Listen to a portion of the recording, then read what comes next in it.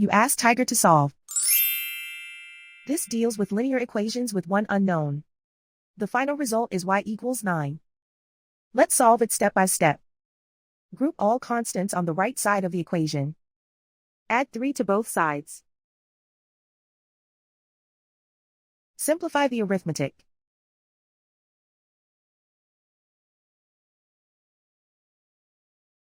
Isolate the y. Divide both sides by 2. Simplify the fraction. Find the greatest common factor of the numerator and denominator. Factor out and cancel the greatest common factor. And so the final result is y equals 9.